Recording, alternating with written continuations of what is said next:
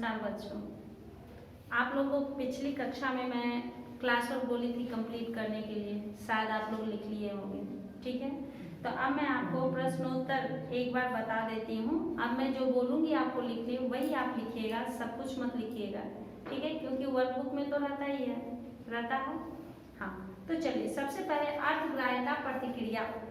इसमें दिया गया है घने बादलों का वर्णन अपने शब्दों में कीजिए। घने बादलों के बारे में लिखना है अपने शब्दों में, ये नहीं जो आप कहीं से देख करके लिखिए, नहीं, अपने शब्दों में लिखना है।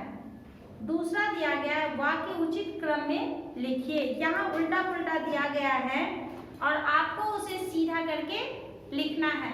ठीक है, सबसे पहली पंक्ति यहाँ पर दिया गया है झमझम बरसते, झमझम मेघ के सावन।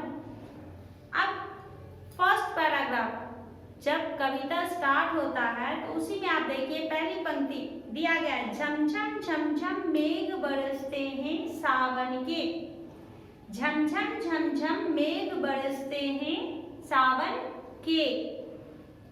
फिर दूसरा दिया गया है गगन में गर्जन, गगन में गर्जन घुमड़ घुमड़ गिर भरते मेघ। तो ये आपको ढूंढिए कहाँ पर दिया गया है, तो वो आपको दिया गया है सेकेंड पैराग्राफ में। घुमड़ घुमड़ गिर मेघ, घुमड़ घुमड़ गिर मेघ गगन में भरते गर्जन, घुमड़ घुमड़ गिर मेघ गगन में भरते गर्जन। ठीक है, तो वो आप सही सही आप लिखिएगा। ठीक है, अगला यहाँ पर दिया गया है धरती पर झरती धाराएं पर धाराओं। अब ये यहाँ पर दिया गया है, ये पंक्ति सही नहीं लग रहा है, तो इसको हम सही करके कैसे लिखेंगे। तो थर्ड पैराग्राफ में थर्ड लाइन यानी कि तीसरे पैराग्राफ में आप तीसरी पंक्ति पर ध्यान दीजिएगा। वहां दिया गया है धाराओं पर धाराएं, धाराओं पर धाराएं, झरती धरती पर, धाराओं पर धाराएं झरती धरती पर। तो वो आप लिख लीजिएगा। ठीक है, अब अगला सवाल यहाँ पर दिया गया नीचे दिए गए भाव की पंक्तियां लिखिए। यहाँ पर भाव दिया गया है और उससे रिलेटेड जो पंक्ति है कविता का वो लिखना है। ठीक ना, तो सबसे पहला दिया गया है बादलों के घोर अंधकार के बीच बिजली चमक रही है और मन दिन में ही सपने देखने लगा है। बादलों के बीच घोर अंधकार में, ये आप लोगों को ढूंढना है कि किस कविता का भाव यहाँ पर दिया गया है, किस पंक्ति का। तो यहाँ पर आपको दिया गया है चमचम बिजली चमक रही रे उड़ में घन के, चमचम बिजली चमक रही रे उड़ में घन के, थम थम दिन के तब में सपने जगते मन के। ये दोनों पंक्ति जो है इसी भाव के बारे में बताता है। आगे दिया गया है कवि चाहता है कि जीवन में सावन बार बार आए और सब मिलकर झूलों में झूलें। अब सबसे अंतिम पैराग्राफ में आप आ जाइए, वहां पर दिया गया है इंद्रधनुष के झूले में झूले मिल सब जन, फिर आए जीवन में सावन मन भावन। सावन जो होता है वो मन भावन होता है, हमारे मन को भाने वाला, मन भावन यानी हमारे मन को भाने वाला। तो वहाँ कहा जा रहा है कि कवि चाहता है कि जीवन में सावन जो है वो बार बार आए और हम लोग झूलों में झूलें। अब आगे दिया गया है पद्यांश पढ़कर प्रश्नों के उत्तर दीजिए। एक पद्यांश दिया गया है, पद्यांश मतलब जानते हैं क्या होता है, पद्यांश यानी कविता, गद्यांश यानी कहानी। ठीक है, अब यहाँ पर एक पद्यांश दिया गया है बंद किए हैं बादल ने, बंद किए हैं बादल ने अंबर के दरवाजे सारे, बंद किए हैं बादल ने अंबर के दरवाजे सारे, नहीं नजर आता है सूरज ना कहीं चांद सितारे, ऐसा मौसम देखकर चिड़ियों ने भी पंख पसारे, ऐसा मौसम देखकर चिड़ियों ने भी पंख पसारे, हो प्रसन्न धरती के वासी नभ की ओर निहारे। धरती के वासी किस ओर निहार रहे हैं, नभ की ओर। निहारना यानी देखना। अब इसमें दो सवाल है। सबसे पहला है किसने अंबर के दरवाजे बंद कर दिए हैं, बादल ने। क्यों, बादल कैसे अंबर का दरवाजा बंद कर सकता है, अंबर यानी आसमान,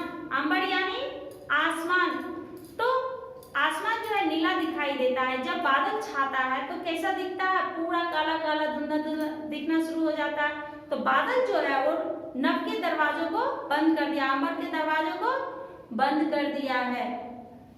दूसरा सवाल है, इस कविता का विषय क्या है? इस कविता का विषय है अंबर। इस कविता का विषय क्या है? अंबर। अब आगे आ जाइए, अभिव्यक्ति सृजनात्मकता। अब इसमें जो भी सवाल आपको अध्यापिका जी बोलेगी लिखने के लिए, वही आप क्लास वर्क में लिखिएगा। वर्कबुक में पढ़ना है उससे पढ़िए। अब यहाँ पर सबसे पहला सवाल है, वर्षा सभी प्राणियों के लिए जीवन का आधार है, कैसे? वर्षा जो है सभी प्राणियों के लिए जीवन का आधार है, यानी कि अगर बारिश ना हो तो लोग नहीं जी सकते। क्यों नहीं जी सकते? आप लोग बोलेगा पानी तो मिला, पानी कहाँ से आता है? अगर बारिश ना हो तो क्या फसल होगा? फसल नहीं होगा तो हम लोग खाएंगे क्या? अगर फसल नहीं होगा तो हम लोग मर जाएंगे। इसलिए वो हमारे जीने का आधार है, वो आप लोग क्लास वर्क में लिखिएगा। दूसरा है, बरसते बादल कविता में प्रकृति का सुंदर चित्रण है, उसे अपने शब्दों में लिखिए। बरसते बादल इस पाठ में प्रकृति के बारे में बताया गया है, तो आप उसकी सुंदरता का वर्णन अपने शब्दों में कीजिएगा, ना कि किताब से देख के लिख लीजिए। नहीं, आपको जितना लिखना आता है उतना ही लिखे। 4 लाइन आता है उतना ही लिखे, 5 लाइन आता है उतना ही लिखे। जरूरी नहीं है कि आप टीचर बोले हैं तो 1 पेज लिख दिए, 2 पेज लिख दिए, नहीं, वो देख करके नहीं लिखना। आपको जितना आता है उतना ही प्रकृति की सुंदरता का वर्णन करना है, लिखिए। आगे सवाल दिया गया, प्रकृति सौंदर्य पर एक छोटी सी कविता लिखिए। अब प्रकृति की सुंदरता के बारे में एक छोटी सी कविता लिखना है, 4 पंक्ति में लिखिए, बस बहुत हो गया। अगर आप कोशिश कीजिएगा तो आपको दिया हुआ है, इस पाठ के बारे में दिया हुआ ये कविता है, इस कविता से कुछ शब्द ले लीजिए, कुछ अपने मन से शब्द उसमें जोड़ करके एक कविता का सृजन कीजिए। ये आपको क्लास वर्क में नहीं लिखना है, ये अगर आपको लिखना है तो रफ में आप प्रैक्टिस कर सकते हैं। आगे दिया गया, फिर आए जीवन में सावन मन भावन। फिर आए जीवन में सावन मन भावन, ऐसा क्यों कहा गया होगा? ऐसा क्यों कहा गया होगा कि हमारे जीवन में सावन जो है बार बार आए, और सावन को मन भावन क्यों कहा गया? ये आप लोगों को खुद से लिखना है। इसको भी आप लोग क्लास वर्क में लिखेगा, यानी कि 3 क्वेश्चन आंसर आपके क्लास वर्क में रहना है। अब आ जाइए भाषा की बात। भाषा की बात में सबसे पहले दिया गया है पर्यायवाची शब्द लिखना है। 3 शब्द दिया गया, उसका पर्यायवाची शब्द लिखना है। सबसे पहला है तरु।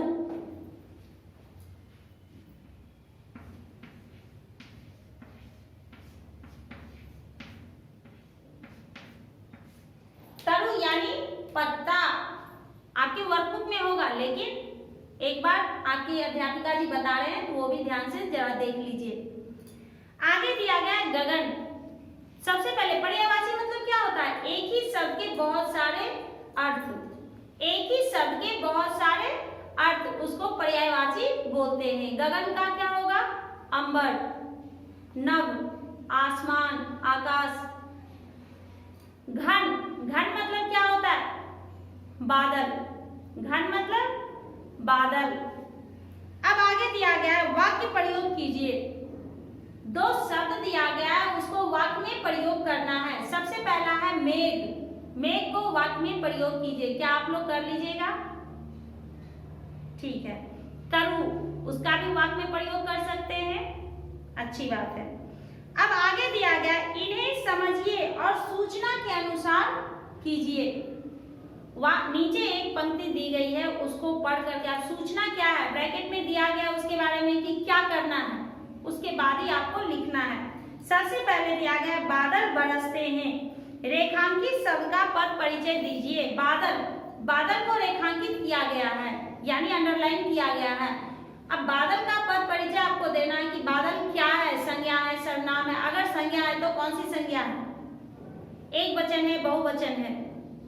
पद परिचय आपको आगे पढ़ाएंगे, लेकिन अभी मैं आपकी जानकारी के लिए बता रही हूँ कि आप इस तरह से लिखिएगा कि कौन सा एक वचन है, बहुवचन है, कौन सी संज्ञा है, वो सब पूरा लिखना है।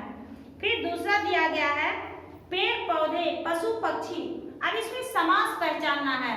आप लोगों को 9th क्लास में टीचर पढ़ाए हैं समास, संधि, सब कुछ भूल गए होंगे, इसलिए आपको मैं बता देती हूँ कि पेड़ पौधे कौन सा समास है? द्वंद्व समास। कौन सा समास है? द्वंद्व समास।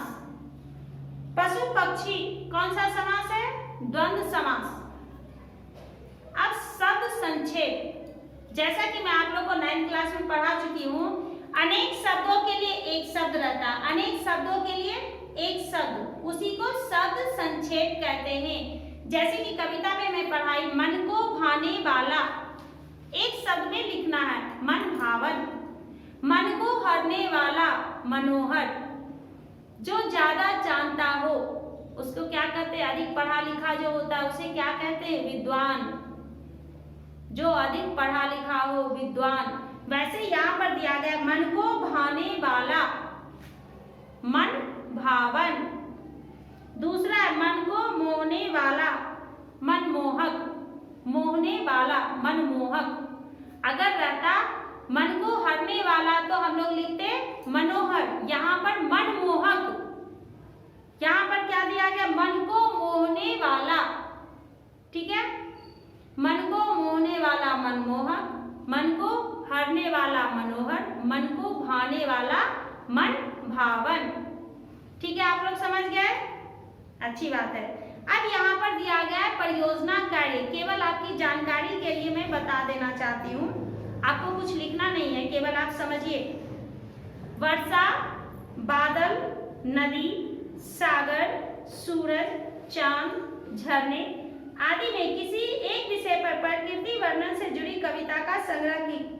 अब जैसा कि मैं आप लोगों को बताई हूँ, यहाँ पर एक क्वेश्चन दिया गया, प्रकृति सौंदर्य पर एक छोटी सी कविता लिखिए। तो वो नहीं लिख करके आप ये परियोजना कार्य में जो दिया गया है उसे आप कर सकते हैं। इसमें इतने सारे शब्द दिए गए हैं, उसमें से कोई भी एक शब्द आप छांट लीजिए और उस पर आपको एक कविता लिखना है। अपने ओन से लिखिए या कहीं से किसी से पूछ करके भी लिख सकते हैं। चित्र के साथ उसे प्रदर्शित करना है। ठीक है, समझ गए? अब प्रश्नोत्तर में आप लोगों को किसी तरह की कोई दिक्कत नहीं होनी चाहिए, आप लोग कर सकते हो। हाँ, आप लोग कर सकते हैं।